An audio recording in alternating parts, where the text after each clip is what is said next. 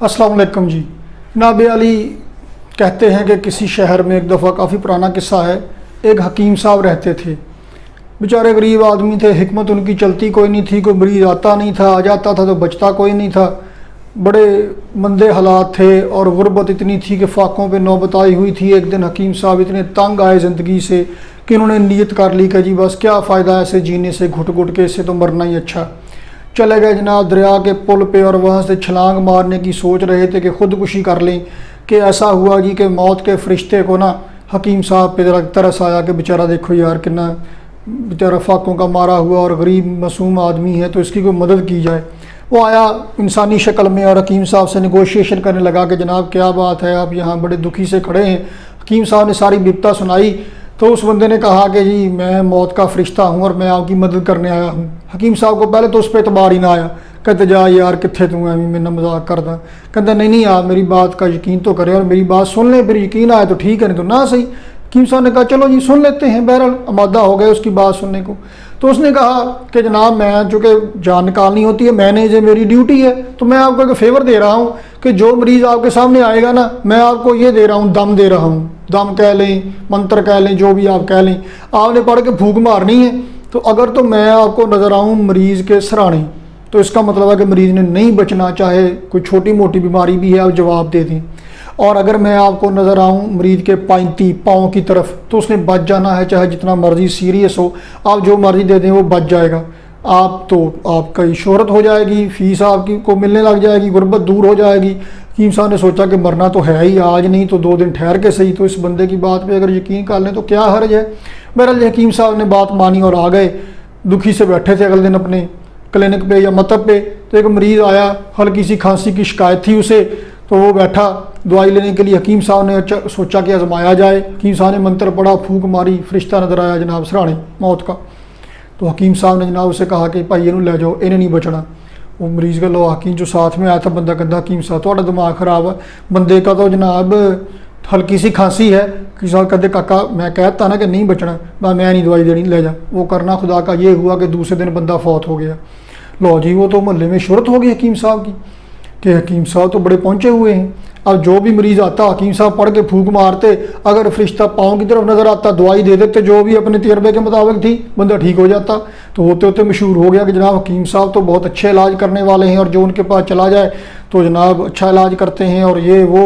तो जनाब दौलत की रेल पेल हो गई, जनाब हकीम साहब की ज़िंदगी आसूदा हो गई, बड़े मज़े से कटने लगी। होते होते होते होते काफ़ी अरसा गुजर गया। एक दिन हकीम साहब खुद बीमार हो गए, बुढ़ापा भी थोड़ा सा आ गया था, काफ़ी साल बाद की बात है ये। अब हकीम साहब खुद बीमार हुए, दवाई लेने लगे तो पता नहीं क्या ज़हन में आई कि मंत्र पढ़ के फूंक मारी, फरिश्ता सराहने नज़र आ गया। हकीम साहब के 14 तबक रोशन हो गया कि जनाब मैं तो गया। हकीम साहब ने जनाब पलंग पर से बेड पर छलांग मारी और अपना रुख बदल लिया, पाँव सर की तरफ, सर पाँव की तरफ कर लिए। फिर मंत्र पढ़ के फूंक मारी, फरिश्ता फिर सराहने। अब जी हकीम साहब ने फिर छलांग मारी, इधर आ गए कि जनाब मेरा सारे इधर चला जाए तो फरिश्ता पाँव की तरफ रह जाए।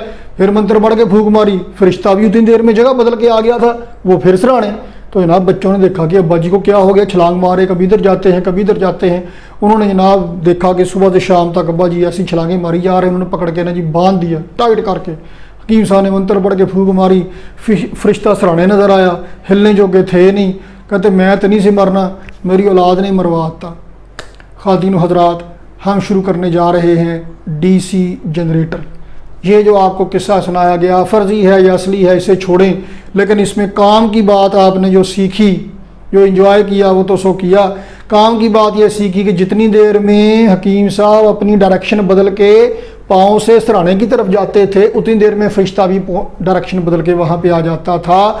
ये काम है DC जनरेटर में कम्यूटेटर का। आपने पिछली वीडियो में AC जनरेटर देखा, मैं एक दफ़ा फिर आपको दिखा देता हूँ। इसमें क्या है, स्लिप रिंग्स हैं और ये फिक्स रहते हैं कार्बन ब्रश के साथ। जिस कार्बन ब्रश के साथ इसका ताल्लुक है उसी कार्बन ब्रश के साथ इसका ताल्लुक बना रहेगा। तो ये अपना कनेक्शन नहीं तोड़ेगा। नतीजा क्या होगा कि जब कॉइल रोटेट करेगी, एक तरफ को कॉइल होगी तो करंट नीचे को, दूसरी तरफ को कॉइल जाएगी करंट ऊपर को, तो इस साइड से कभी करंट बाहर को, कभी अंदर को, कभी बाहर को, कभी अंदर को, अल्टरनेटिंग करंट बन जाता है। अब क्या होगा, अब जितनी देर में हकीम साहब अपनी डायरेक्शन चेंज करेंगे उतनी देर में फरिश्ता भी कर लेगा। जितनी देर में कॉइल घूम के अपनी साइड चेंज करेगी तो हमारा रिंग भी चेंज हो जाएगा। डीसी जनरेटर में जनाब आली हम स्लिप रिंग्स को रिप्लेस कर देते हैं कम्यूटेटर के साथ। ये हिस्सा कम्यूटेटर है। इसमें क्या है आप देखें जरा गौर से, यहां पे आपको नजर आ रहा होगा एक रिंग को काट के दो हिस्से कर दिए गए हैं। ये कहलाते हैं स्प्लिट रिंग्स। क्या कहलाते हैं? स्प्लिट। यह स्प्लिट ऐसी होता है, एक हिस्सा अंदर और एक हिस्सा कमरे के बाहर। तो ये जनाब स्प्लिट रिंग्स हैं, एक रिंग के दो हिस्से कर दिए गए हैं। ये अब परमानेंटली किसी एक कार्बन ब्रश के साथ अटैच नहीं होंगे। ये देखिए ये दो डायग्राम आपके सामने बनाई हुई हैं, ये भी मैं एक्सप्लेन करता हूं। तो होगा ये जनाब देखिए एक साइड को रेड पेंट किया हुआ और एक साइड को ब्लैक पेंट किया हुआ है डिफरेंशिएशन के लिए। अब जनाब आली क्या होता है कि जब ये क्वाड रोटेट करती है, गौर से देखिएगा बराए मेहरबानी, स्प्लिट रिंग इस कार्बन ब्रश के साथ जुड़ा हुआ है। जब क्वाड रोटेट करके यहाँ पे आती है तो एक कार्बन ब्रश का इस वाले स्प्लिट रिंग के साथ कनेक्शन टूट जाता है और दूसरे वाले स्प्लिट रिंग के साथ कनेक्शन जुड़ जाता है। तो पहले ये वाला कार्बन ब्रश इस स्प्लिट रिंग के साथ जुड़ा था, क्वाल के इस हिस्से के साथ जुड़ा था, ए बी के साथ जुड़ा था, और अब ये सी डी के साथ जुड़ गया जी। तो अब इसका कनेक्शन दूसरे स्प्लिट रिंग के साथ हो गया है। तो ये क्या करेगा, जितनी देर में क्वाल तो रोटेट करेगी, क्वाल के अंदर करंट तो अल्टरनेटिंग ही होगा, अपनी डायरेक्शन चेंज करेगा, लेकिन जितनी देर में नीचे करंट अपनी डायरेक्शन चेंज करेगा उतनी देर में ऊपर कार्बन ब्रश भी स्प्लिट रिंग के साथ अपना कनेक्शन चेंज कर लेगा। तो दोनों उल्टे हो जाएंगे, हकीम साहब उल्टे होंगे, फरिश्ता भी होगा, तो दोनों फेस सराहने के सराहने। नतीजा क्या होगा, आउटर सर्किट में या एक्सटर्नल सर्किट में करंट अपनी डायरेक्शन को मेंटेन रखेगा। यही डीसी करंट है, ये यूनि डायरेक्शनल करंट होता है जो कि अपनी डायरेक्शन को मेंटेन रखता है। तो जनाब ये देखते हैं कि ये काम कैसे होगा। ये देखें जी, ये वाली जो रेड वाली साइड है इसे हम कहते हैं ए बी, और ब्लू वाली साइड है जनाब सी डी। रेड वाली साइड ए बी और ब्लू वाली साइड सी डी। तो देखें जी यहाँ पे ए ऐसे करके है, ये कार्बन ब्रश लगा हुआ है स्प्लिट रिंग के साथ, ये इसके साथ लगा हुआ है। हम क्वाल को ऐसे घुमाते हैं तो इस हिस्से में जो चार्ज कैरियर हैं ये अंदर को मूव करेंगे। तो फिर क्या होगा जनाब, ये मैं रख दूं एक दफ़ा, यहाँ पे इस वाले हिस्से की वेलोसिटी होगी अंदर को, मैग्नेटिक फील्ड ऐसे। तो इस हिस्से पे, रेड वाले हिस्से पे ध्यान रखिएगा, इस रेड वाले हिस्से पे चार्ज कैरियर पर फोर्स लगेगी नीचे को, चार्ज कैरियर नीचे को मूव करेंगे, चार्ज कैरियर नीचे को मूव करेंगे मतलब करंट नीचे को होगा। तो रेड वाली साइड पे करंट नीचे को, मतलब यहां से इधर को, इधर को, इधर को। याद रखें इस वाली साइड से करंट होगा अंदर को, इस वाले कार्बन ब्रश से करंट आएगा अंदर को। ये वाली साइड यहां से इसकी वेलोसिटी है ऐसे बाहर को, वेलोसिटी बाहर को, मैग्नेटिक फील्ड ऐसे। तो चार्ज कैरियर पर फोर्स लगेगी ऐसे ऊपर को, जब चार्ज कैरियर ऊपर को जाएंगे करंट ऊपर को ऐसे ऐसे ऐसे ऐसे। तो लेफ्ट वाले कार्बन ब्रश से करंट बाहर निकलेगा और राइट वाले कार्बन ब्रश से करंट अंदर दाखिल होगा जी। ठीक है, अब जनाब आली हुआ क्या कि ये वाली साइड घूम के यहाँ पे आ गई, ये वाली साइड घूम के यहाँ से कैसे आ गई जी, ऐसे करके आ गई। तो जनाब अब क्या होगा, अब ये रेड वाली साइड इधर आ गई, ये देखें रेड वाली साइड इधर आ गई। तो अब रेड वाली साइड आएगी ऐसे बाहर को, फर्दर जब रोटेट करेंगे, और ये वाली साइड जाएगी अंदर को। अब ये ब्लू वाली सीडी वाली साइड जाएगी अंदर को, वेलोसिटी अंदर को, मैग्नेटिक फील्ड इधर को, चार्ज कैरियर पर फोर्स लगेगी ऐसे करके नीचे को ऐसे। तो जब चार्ज कैरियर पर फोर्स लगेगी नीचे को ऐसे करके, तो यहां से नीचे को जाएगा करंट, इधर को, इधर को। इस वाले कार्बन ब्रश से करंट अंदर को ही रहेगा, क्योंकि पहले एसी जनरेटर में क्या था कि इस वाली साइड का कनेक्शन जिस कार्बन ब्रश के साथ था उसी के साथ रहता था। जब इसमें से करंट रिवर्स होता था तो कार्बन ब्रश से भी करंट रिवर्स हो जाता था, करंट लीड से भी करंट रिवर्स हो जाता था एसी जनरेटर में। लेकिन यहां पे क्या हो रहा है कि जब ये वाली साइड इधर गई तो इसका स्प्लिट रिंग भी इधर चला गया, और ये ब्लू वाली साइड इधर गई तो इसका स्प्लिट रिंग भी इधर चला गया। नतीजा क्या हुआ कि जब इसमें से करंट की डायरेक्शन रिवर्स हुई तो पहले जब यहां पे करंट ऊपर को था, ब्लू वाली साइड पे करंट ऊपर को था, इसका ताल्लुक इस वाले कार्बन ब्रश के साथ था। लेकिन जब इसमें से करंट की डायरेक्शन नीचे को हो गई, रिवर्स हो गई, तो इसके स्प्लिट रिंग का कनेक्शन भी दूसरे के साथ जुड़ गया। नतीजा क्या होगा कि एक्सटर्नल सर्किट में करंट हमेशा राइट वाले कार्बन ब्रश से अंदर को और लेफ्ट वाले कार्बन ब्रश से बाहर को ही रहेगा। एक्सटर्नल सर्किट में करंट यूनि डायरेक्शन रहेगा, अंदर रिवर्स होता रहेगा। तो ये कम्यूटेटर है जिसका फंक्शन है कि वो एक्सटर्नल सर्किट में करंट को रिवर्स नहीं होने देता, डीसी ही रखता है, यूनि डायरेक्शनल ही रखता है ये जो कम्यूटेटर है। तो जनाब ये डीसी प्रोवाइड करेगा। लेकिन जैसे जैसे कॉइल रोटेट करेगी, जैसे एसी जनरेटर में था, वेलोसिटी और मैग्नेटिक फील्ड के दरमियान, ये मोशनल ईएमएफ का फार्मूले में वीबीएल साइन थीटा में वेलोसिटी और मैग्नेटिक फील्ड के दरमियान एंगल चेंज होगा, तो सेंस उसकी रहेगी साइनोसाइडल ही। लेकिन होगा क्या अब कि ये पॉजिटिव हाफ साइकिल ऐसे करके होगा और जो नेगेटिव हाफ साइकिल होना था, डायरेक्शन रिवर्स होनी थी, वो डायरेक्शन भी पहले जैसी ही रहेगी। तो जनाब ये ऐसे करके हो जाएगा, दूसरा साइकिल भी नेगेटिव की बजाय पॉजिटिव होगा। एक लम्हे के लिए दरमियान में जब ये कॉइल रोटेट कर रही होगी, गौर से देखिएगा बाप, जब ये कॉइल रोटेट कर रही होगी ऐसे करके, तो एक लम्हे के लिए वो सिचुएशन आएगी जब कार्बन ब्रश एक स्प्लिट रिंग से कनेक्शन तोड़ चुका होगा और दूसरे के साथ अभी जुड़ा नहीं होगा। एट ए टाइम दोनों के साथ नहीं जुड़ेगा, शॉर्ट सर्किट हो जाएगा। तो एक लम्हे के लिए दोनों में से किसी के साथ भी नहीं जुड़ेगा। उस वक्त ईएमएफ करंट बिल्कुल जीरो होगा। ये मैंने थोड़ा सा गैप बनाया है, आपकी बुक में जो डायग्राम है ऐसे, उसमें ये गैप नहीं दिया होगा, आमतौर पे नहीं दिया जाता, जरूरत नहीं है, निग्लिजिबल इस्तेमाल होता है। मैंने सिर्फ सिचुएशन को एक्सप्लेन करने के लिए बना दिया, वरना जरूरत नहीं होती। तो जनाब उस गैप के दौरान कोई ईएमएफ, कोई करंट नहीं होगा, फिर अगले के साथ जुड़ जाएगा, फिर शुरू हो जाएगा।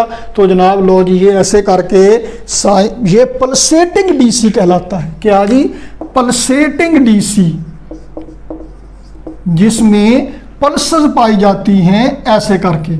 अब ये तो जनाब वैल्यू स्टेबल नहीं है, डीसी तो हमें बिल्कुल स्टेबल चाहिए होता है।